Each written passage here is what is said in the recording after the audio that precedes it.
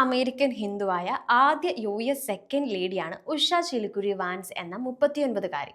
ട്രംപിനൊപ്പം എസിന്റെ വൈസ് പ്രസിഡന്റായി വാൻസ് സത്യപ്രതിജ്ഞ ചെയ്യുമ്പോൾ ഒരു കൈയിൽ ബൈബിളും മറുകൈയിൽ മകൾ മിറാബൽ റോസിയുമായി ഉഷയും ഉണ്ടായിരുന്നു വേദിയിൽ.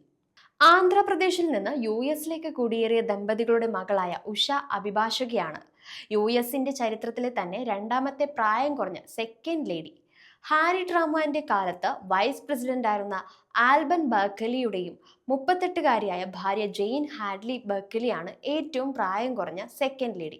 തന്റെ തെരഞ്ഞെടുപ്പ് പ്രചാരണത്തിൽ JD വാൻസ് വഹിച്ച നിർണായക പങ്കിനെയും ഡൊണാൾഡ് ട്രംപ് പ്രശംസിച്ചിരുന്നു.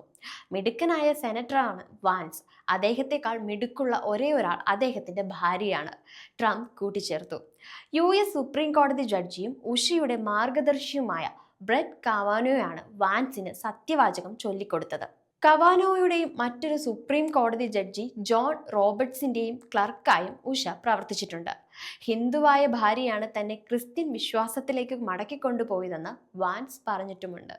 വിവാഹം കഴിക്കുന്നത് പോയിട്ട് പരസ്പരം കാണാൻ പോലും സാഹചര്യമുണ്ടാക്കാൻ സാധ്യതയില്ലാത്ത വിധം വ്യത്യസ്തമായ സാഹചര്യങ്ങളാണ് തങ്ങൾ ഇരുവരും വളർന്നു വന്നതെന്ന് ഉഷ അനുസ്മരിക്കുന്നു.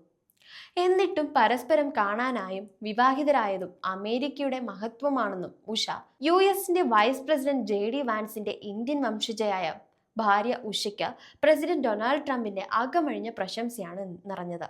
വാൻസിനേക്കാൾ മിടുക്കിയാണ് ഉഷയെന്നും പറ്റുമെങ്കിൽ വാൻസിന് പകരം താൻ അവരെ വൈസ് പ്രസിഡന്റ് ആക്കുമായിരുന്നുവെന്നും ട്രംപ് പറഞ്ഞു.